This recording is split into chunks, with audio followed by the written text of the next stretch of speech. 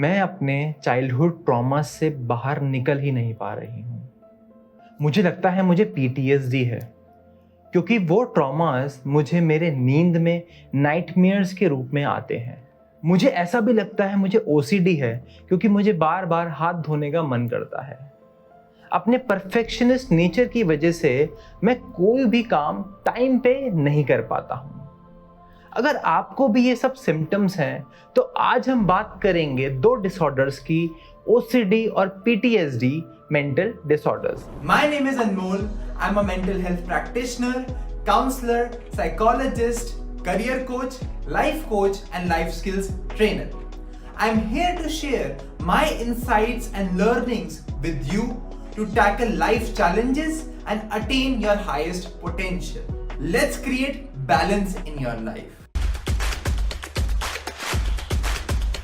Hi everyone, welcome to my channel ask life with Anmol, जहां हम बातें करते हैं साइकोलॉजी की, लाइफ बैलेंस की, रिलेशनशिप्स की और करियर की। आज की वीडियो कंटिन्यूएशन है हमारी लास्ट वीडियोस की ऑफ मेंटल डिसऑर्डर्स। आज की वीडियोस का थर्ड इंस्टॉलमेंट है। पहले हमने वीडियो में बताया था जनरल डिसऑर्डर के बारे में, और दूसरी वीडियो में हमने एंजाइटी डिसऑर्डर को डिस्कस करा था।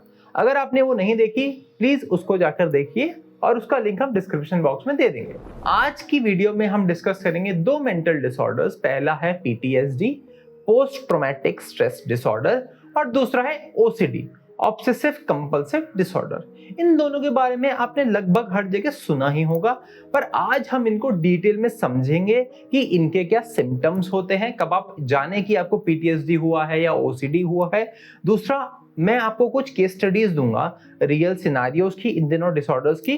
और तीसरी चीज जो हम देंगे, जो आपको कोई नहीं बताता, कि मेंटल डिसऑर्डर्स कभी कभी पॉजिटिव भी क्या होते हैं, राइट? तो उसकी हम पॉजिटिव स्टोरी भी बताएंगे कि मेंटल डिसऑर्डर्स क्या करते हैं। And lastly we will suggest you some therapy techniques जो इन डिसऑर्डर्स को कम करने में हेल्प करती है। So stay till the end. पहला डिसऑर्डर है PTSD, post traumatic stress disorder. इसके नाम में ही इसका मीनिंग छुपा हुआ है। ट्रॉमा के बाद अगर कोई स्ट्रेस आपको हो रहा है, उसको हम कहते हैं पीटीएसडी डिसऑर्डर। ये डिसऑर्डर कब होता है? अगर आपने कोई भयानक, दर्दनाक या जानलेवा सिचुएशन में आपने विटनेस करा हो। It can be a car accident, आपका कार एक्सीडेंट हुआ हो, आप डूबते डूबते बच गए हो। ये सब हो गई घटनाएं। दूसरा डिसऑर्डर कब होता है? जब आपने किसी को देखा हो, आपके लव्ड वंस को आपने खोते हुए देखा हो, राइट? आपके जैसे किसी के रिलेटिव्स की डेथ हो जाती है, राइट? तो आपको उस चीज का ट्रॉमा हो जाता है। अगर ये चीज मेरे साथ हो गई तो, राइट? तो या तो ये आपको होगा, या तो किसी के थ्रू आपको ये इंड्यूस हो जाएगा। पीटीएसडी होने के 4 कारण होते हैं और सिम्टम्स होते हैं, उसको आइए हम जानते हैं। पहला सिम्टम होता है इंट्रूजन, या फिर यादों का बार बार आना। जैसे कि आपको सपने आने लग जाएंगे कार एक्सीडेंट के। अगर आपका कार एक्सीडेंट हुआ है, आपको सपने आने लग जाएंगे आप डूबते हुए मर रहे हो, राइट? या आपकी डेथ हो रही है, या फिर किसी लव्ड वन की डेथ हो रही है, तो आपको बार बार नाइटमेयर्स आएंगे। वो सब चीजों का फ्लैशबैक्स आएंगे डे टू डे लाइफ में। तो कार देखते ही आप घबराना स्टार्ट कर दोगे, पानी देखते ही डूबने का भाव आ जाएगा रियल लाइफ में। ये सब जो होते हैं यादों का बार बार आना। दूसरा सिम्टम होता है अवॉइडेंस, राइट? आप जो सिचुएशन आपके साथ हुई थी उससे अपने आप को बचाते हो। फॉर एग्जाम्पल, आपको मेट्रो में जाते जाते बहुत ज्यादा घबराहट हुई, आपको ब्रेथलेसनेस फील हुई, आपको ऐसा लगा मैं मर जाऊंगा या मर जाऊंगी। तो अगली बार जब आप जाते हो मेट्रो में, तो आप कभी उसमें चढ़ ही नहीं पाते, आप उस इन्वायरमेंट में नहीं जाते। आप कैब लेना स्टार्ट करते हो, आप अपना व्हीकल कर लोगे, बट आप मेट्रो में कभी नहीं जाओगे। तो आप उस इन्वायरमेंट से बचोगे। ये होता है उसका सेकंड सिम्टम। थर्ड सिम्टम होता है नेगेटिव मूड या कॉग्निशंस, राइट? आपको बहुत ज्यादा नेगेटिव माइंडसेट होने लग जाएगा, राइट? आपको negative emotions like guilt, self blame होना, लोगों से अलग रहना, खुशी के इमोशंस बहुत कम आप फील कर पाओगे, राइट? तो थर्ड होता है हमारा नेगेटिव मूड और कॉग्निशन, राइट? फॉर एग्जाम्पल, अगर मान लो किसी आपके नियर वंस की डेथ हुई है, तो आपको ऐसा लगा मैं काम क्यों करूं, राइट? मैं अगर जिंदगी में मरना ही है सबको तो मैं इतनी मेहनत करके कर क्या रहा हूँ? तो आपका काम में इंटरेस्ट कम हो जाएगा, आपके रिलेशनशिप में इंटरेस्ट कम हो जाएगा, तो आपको नेगेटिव इमोशंस ज्यादा फील होने लग जाएंगे। चौथा और आखिरी सिम्टम होता है हाइपर अराउजल। हाइपर अराउजल में क्या होता है, आप जल्दी जल्दी डर जाते हो, आपको गुस्सा होता है, चिड़चिड़ापन होता है कभी कभी, और नींद कभी कभी नहीं आती है बिकॉज ऑफ द नाइटमेयर्स। बार बार आपको सतर्क रहने का, कॉशियस हो जाते हो आप चीजों से, राइट। फॉर एग्जाम्पल, आपके साथ एक घटना हुई जहां पे आपका एक जोमेटो डिलीवरी ड्राइवर ने आपके साथ बदतमीजी करी, वो आपके घर में घुस आया। उस चीज से आप सही तो हो गए थे, बट बाद में क्या होता है, आप जोमेटो पे ऑर्डर ही नहीं करते हो, या कोई भी फूड डिलीवरी ऐप पे आप ऑर्डर ही नहीं करते हो, राइट, क्योंकि आपको वो घबराहट आ गई है, आपने उससे बचाव करा, राइट। तो ये हो गए हमारे सिम्टम्स पीटीएसडी के। अगर ये सिम्टम्स आपको लगभग 6 महीने तक कंटिन्यू रहते हैं, तब हम उसे कहते हैं पीटीएसडी डिसऑर्डर। एग्रीवेटेड सिम्टम्स क्या होते हैं पीटीएसडी के? लोग अपना वजूद भूल जाते हैं, उसको हम कहते हैं डिसोसिएटिव सिम्टम्स। सो पहला होता है डीपर्सनलाइजेशन, अपने आप से अलग महसूस करना, मैं कौन हूं। मतलब मानो अगर आप कोई हॉबी कर रहे थे, आपको क्रिकेट खेलना पसंद था, आपको बैडमिंटन खेलना पसंद था, आप वो हट जाओगे उससे। आपको लोगों को बातें करना पसंद था, आप एक्सट्रोवर्ट थे, आप इंट्रोवर्ट बन जाओगे। तो उसको क्या कहते हैं? डीपर्सनलाइजेशन, आप अपने आप से दूर जाते जाओगे। दूसरी चीज होती है डीरियलाइजेशन, दुनिया सपने जैसी लगने लगना, राइट। आपको लगेगा कि यार दुनिया में कोई चीज रियलिटी नहीं है, राइट। सो ये सब अगर आपके हाई लेवल ऑफ पीटीएसडी हो जाता है, तो ये दोनों सिम्टम्स आपको आ जाते हैं, डीपर्सनलाइजेशन और डीरियलाइजेशन। अब एक आपको कहानी सुनाऊंगा रिया की। रिया एक 20 साल की कॉलेज स्टूडेंट है, उसका एक भयानक कार एक्सीडेंट हो गया। अब रिया को क्या होता है उस एक्सीडेंट के बाद? वो गाड़ी चलाने से बहुत डरती है, वो गाड़ी चलाना नहीं चाहती। लाउड हॉर्न सुनते ही उसे उस एक्सीडेंट की याद आ जाती है, वो डर जाती है एकदम से, और सपने में एक्सीडेंट के बार बार नाइटमेयर्स आते हैं, राइट। क्लासेस मिस करती है क्योंकि उसे ट्रैवल ना करना पड़े। कैंपस इवेंट्स को अवॉइड करने लगी है। वो पहले बहुत एक्सट्रोवर्ट थी, वो अब इंट्रोवर्ट हो गई है, राइट। तो ये सारी बातें हो गई जब एक केस स्टडी में आपका पीटीएसडी एक नेगेटिव चीजों को लेके आता है। पर मेंटल डिसऑर्डर्स हमेशा नेगेटिव नहीं होते। हम आज डिस्कस करेंगे एक पॉजिटिव स्टोरी की। आप सबको पता है युवराज सिंह ने कैंसर बैटल करा था। 2011 वर्ल्ड कप जब इंडिया ने जीता, उस टाइम पे युवराज सिंह को खून की उल्टियां हो रही थी ग्राउंड पे।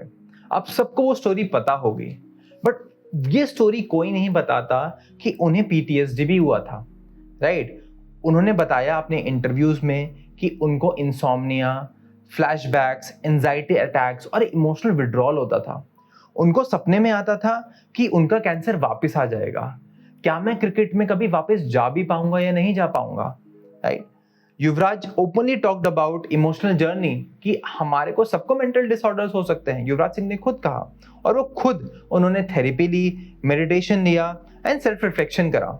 उसके बाद क्या हुआ? ही रिटर्न टू T20 क्रिकेट। वहां पे उन्होंने एक सेंचुरी बनाई, राइट। उन्होंने बहुत उसके बाद गेम्स खेले जिसमें उन्होंने इंडिया को जीत दिलाई। उनका खुद का उन्होंने एनजीओ स्टार्ट करा, यू वी कैन, जो कि कैंसर पेशेंट्स को अवेयरनेस स्प्रेड करता है और अर्ली डिटेक्शन के लिए उन्हें हेल्प करता है, राइट। तो यहाँ पे हमने क्या देखा? पीटीएसडी हुआ तो सही, बट युवराज ने थेरेपी और मेडिकेशंस को लेके उसको ओवरकम करा। ये चीज आपको बहुत कम लोग बताएंगे। सारे साइकोलॉजिस्ट, काउंसलर्स आपको सिर्फ शायद डराते हैं मेंटल डिसऑर्डर्स को लेकर, पर हम यहाँ पर आपको दोनों चीजें बताते हैं, पॉजिटिव साइड भी मेंटल डिसऑर्डर का और नेगेटिव साइड भी। आपको दोनों के बारे में अवेयर होना चाहिए, राइट। और अगर आपको ये चीज हो पीटीएसडी, तो आप उससे कैसे कॉम्बैट करें। दूसरे डिसऑर्डर की बात करते हैं, ओसीडी, ऑब्सेसिव कंपल्सिव डिसऑर्डर। इसमें 2 पार्ट्स हैं। पहली चीज है obsessive and this is second चीज इज कंपल्शन। ऑब्सेशन क्या होता है? हमारे नेगेटिव थॉट्स, ठीक है। आपको बार बार थॉट्स आएंगे कि ये चीज सही से रखी नहीं हुई है, ये चीज गंदी है, राइट। वो हो गए बार बार थॉट्स आना, और उससे क्या होगा? आपको एंजाइटी क्रिएट होगी कि ये चीज अगर गंदी है तो मुझे कोई बीमारी ना हो जाए, राइट। कोविड सिचुएशन में क्या हुआ था? लोग बार बार हैंड धो रहे थे, क्यों? क्योंकि उन्हें लगा कि हम मर जाएंगे कोविड से, राइट। दूसरी चीज होती है कंपल्शन। तो ऑब्सेशन से जो नेगेटिव थॉट्स आए, एंजाइटी प्रोड्यूस हुई, कंपल्शन उस एंजाइटी को कम करता है। तो कंपल्शन क्या हो गया? एक आपका एक्शन हो गया या रिचुअल हो गया जो आप लेते हो अपनी एंजाइटी या ऑब्सेशन को कम करने के लिए। तो इसको हम कहते हैं ऑब्सेसिव कंपल्सिव डिसऑर्डर। इसके डिफरेंट टाइप्स होते हैं, वो हम आपको बताएंगे। पहला होता है कंटैमिनेशन ओसीडी, जैसे बार बार हाथ धोना, लोगों को गंदगी लगना, राइट? तो वो चीज हो गई हमारी कंटैमिनेशन ओसीडी। हमें हर चीज गंदी लगने लग जाती है, राइट? हमें सफाई के लिए आपने देखा होगा बहुत सारे लोग ऑब्सेस्ड होते हैं कि ये गंदा है, वो गंदा है, राइट? और बार बार वो चीजें अपना नहा लेंगे, उस चीज को बार बार साफ करेंगे, तब भी उन्हें कोई संतुष्टि नहीं होती है। तो वो हो गया कंटैमिनेशन ओसीडी। दूसरा ओसीडी होता है चेकिंग ओसीडी। चेकिंग ओसीडी मतलब लोगों को डर लगता है कि मैंने वो दूध का पतीला बंद करा नहीं करा, मैंने गैस बंद करा नहीं करा, मैंने एसी बंद करा नहीं करा घर से निकलने से पहले, मैंने गीजर बंद करा नहीं करा। तो ये हो गया आपका ओसीडी। मैंने ताला लॉक करा नहीं करा, ये हो गया चेकिंग ओसीडी, जहां पे आपको डर लगा रहता है कि आपने शायद वो काम करा या नहीं करा। तीसरा होता है symmetry OCD, right? Symmetry OCD में क्या होता है? जब जो लोग परफेक्शनिस्ट होते हैं, राइट? आपने देखा होगा कुछ लोगों को, वो कुशन कवर्स होते हैं ना अपने सोफे पे, उसको बार बार देखते रहेंगे, ये ऐसे अलाइन हुआ नहीं हुआ, राइट? वो और लोगों को भी बोलेंगे कि आप इसे अलाइन कर दो, आपने उसकी सेटिंग बिगाड़ दी। भले उसे कोई प्रॉब्लम नहीं होगी, बट उनके लिए वो बहुत बड़ी चीज होती है, राइट? तो ये हो गया सिमेट्री ओसीडी। चौथी चीज होती है हार्म ओसीडी। यहाँ पे इंसान को लगता है कहीं मैं किसी को चोट ना पहुंचा दूं। तो एक मदर की चीज बताऊंगा आपको। एक न्यूबॉर्न बेबी जब बॉर्न होता है तो उस मदर को ओसीडी हो गया कि अगर मैं अपने बच्चे को हाथ में पकड़ूंगी तो शायद मैं उसे गिरा दूं और उसकी डेथ हो जाए, राइट? तो ये उसके थॉट आया, तो उस मदर ने कभी अपने बच्चे को उठाया ही नहीं जब वो पैदा हुआ। तो ये हो गया आपका हार्म ओसीडी। तो ये हो गए हमारे ओसीडी के टाइप्स। अब एक कहानी सुनते हैं ओसीडी से रिलेटेड, कबीर की। कबीर एक 19 साल का इंजीनियरिंग स्टूडेंट था। उसको लगता है उसके हाथों से लोग बीमार हो जाएंगे, राइट? कबीर क्या करता है? बार बार हाथ धोता है, दरवाजे या स्विचेस को टच नहीं करता है। ओसीडी और नॉर्मल एक क्लीनिनेस फ्रीक में क्या डिफरेंस होता है, राइट? कि आप अपनी नॉर्मल करियर को, रिलेशनशिप को प्रॉब्लम होने लग जाए। ये कबीर बार बार अपने हाथ धोता था, 10 बार, 15 बार, बार बार नहाता था 4 बार, 5 बार। तो आप अपनी नॉर्मल लाइफ से चीजें निकाल रहे हो, उसको हम डिसऑर्डर कहते हैं। नॉर्मल क्लीनलीनेस फ्रीक होना इज टोटली फाइन। आप एक बार हाथ धो लो, 2 बार हाथ धो लो, बट वो घंटों में जब बदल जाता है तब वो डिसऑर्डर का रूप ले लेता है। और उसको हमेशा एंजाइटी लगी रहती थी, जिससे उसके काम पे भी फर्क पड़ता था, उसकी स्टडीज में भी फर्क पड़ता था। तो आप कॉन्सेंट्रेट नहीं कर पाते। आपका कॉन्सेंट्रेशन हमेशा यही रहता है अपने नेगेटिव थॉट पे कि मैं किसी को कंटामिनेट कर दूंगा, मैं किसी को बीमार कर दूंगा, राइट? तो ये स्टोरी हो गई कबीर की विद ओसीडी सिम्टम्स। अब बात करते हैं positive story of OCD mental disorder, right? तो लुइस पैस्चर के बारे में आपने पढ़ा होगा, राइट? कि उन्होंने पैस्चराइजेशन प्रोसेस निकाला जिससे उन्होंने मिल्क की शेल्फ लाइफ को बढ़ाया, राइट?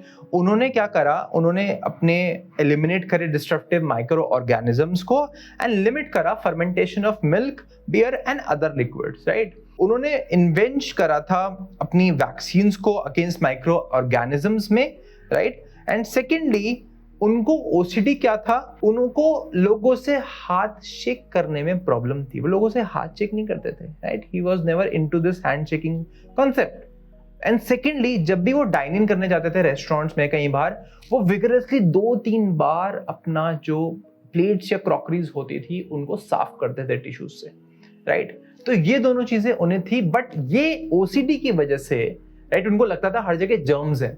उन्होंने ये बहुत बड़ी इन्वेंशन करी। He was called a germ slayer also, right? He was the first to prove that microorganisms cause diseases, changing medicine forever, right? उन्होंने मिल्क के कॉन्सेप्ट के लिए करा, इन्होंने पैस्चराइजेशंस बनाए, right, to kill harmful bacteria in milk, right? उन्होंने vaccine भी बनाई थी। He was the first person to bring vaccine for rabies and anthrax, and he also worked to transform surgery, hygiene और medical safety, right? तो इन्होंने बहुत सारी चीजें करी। ऑल्दो उनको ओसीडी था, तो कभी कभी हमें चैनलाइज करना पड़ता है through therapy and other techniques कि हम अपने डिसऑर्डर को पॉजिटिव वे में कैसे कन्वर्ट कर सके। अब बात करते हैं, आपको समझ आया होगा कि आपके क्या सिम्टम्स हैं ओसीडी और पीटीएसडी के। and both of these symptoms are curable through therapy and medications, right? Medications बहुत severe cases में लेना पड़ता है PTSD और OCD में, but अगर आप थेरेपी से स्टार्ट करें वो आपके सिम्टम्स को कम कर सकती है। तो जो मोस्ट सुटेबल थेरेपी होती है PTSD के लिए वो होती है CBT, कॉग्निटिव बिहेवियरल थेरेपी। एक एग्जांपल मैं बताऊंगा, एक पर्सन ने रॉबरी देखी और वहां का बैंक मैनेजर था, तो उसे अब हमेशा डर लगा रहता है कि यार रॉबरी फिर से हो जाएगी, मैं कुछ नहीं कर पाया, मैं कमजोर हूं। वहां पे हम उसके थॉट्स को क्वेश्चन करते हैं, राइट, कि आप कमजोर नहीं हो, आपकी उस सिचुएशन में गलती नहीं थी, राइट। अपने सिचुएशन में फ्रीज होना एक नॉर्मल रिएक्शन है और आप एक सर्वाइवर हो उस रिएक्शन में, राइट। तो ऐसे करके हम CBT यूज करके आपका जो PTSD है वो कम कर देते हैं। दूसरी चीज OCD, ऑब्सेसिव कंपल्सिव डिसऑर्डर के लिए क्या थेरेपी होती है? ERP, exposure response therapy. यहाँ पे हम जिससे आपको एंजाइटी क्रिएट होती है उन सिचुएशन से आपको एक्सपोज करते हैं। मानिए अगर कोई बिलीव करता है अगर हाथ नहीं धोए तो मैं बीमार हो जाऊंगा, राइट, तो हम उसको बोलते हैं आप एक डोर नॉब, छोटी सी चीज टच करिए जिसको आपको लगता है वो गंदी है, और हाथ धोने को हम डिले करवाते हैं, राइट। फिर हम बड़े बड़े चीजों को लेके आते हैं। सो ऐसे धीरे धीरे करके हम उसके नेगेटिव इमोशंस या एंजाइटी को डिले करके पॉजिटिव इमोशंस में कन्वर्ट करते हैं विद सेम स्टिमुलस। इसको कहते हैं exposure response therapy. At the end जाके वो बिना किसी रिचुअल के एंजाइटी कम हो जाती है और उनका OCD जो भी है वो कम हो जाता है। तो ये दोनों थेरेपीज हो गई हमारे को PTSD और OCD कम करने के लिए। आई होप आज की वीडियो से आपको OCD और PTSD मेंटल डिसऑर्डर्स के बारे में पता चला होगा, क्या सिम्टम्स होते हैं, क्या थेरेपीज होते हैं और कैसे केसेस के बारे में आप इन डिसऑर्डर्स के बारे में जान पाएं। कमेंट करिए आपको कोई स्पेसिफिक डिसऑर्डर के बारे में वीडियो चाहिए तो हम इस वीडियो को कंटिन्यू रखेंगे मेंटल डिसऑर्डर्स के सीरीज में। लाइक करिए, शेयर करिए इस वीडियो को अपने फ्रेंड्स और फैमिली मेंबर्स के साथ ताकि उनकी अवेयरनेस अबाउट मेंटल डिसऑर्डर्स बने।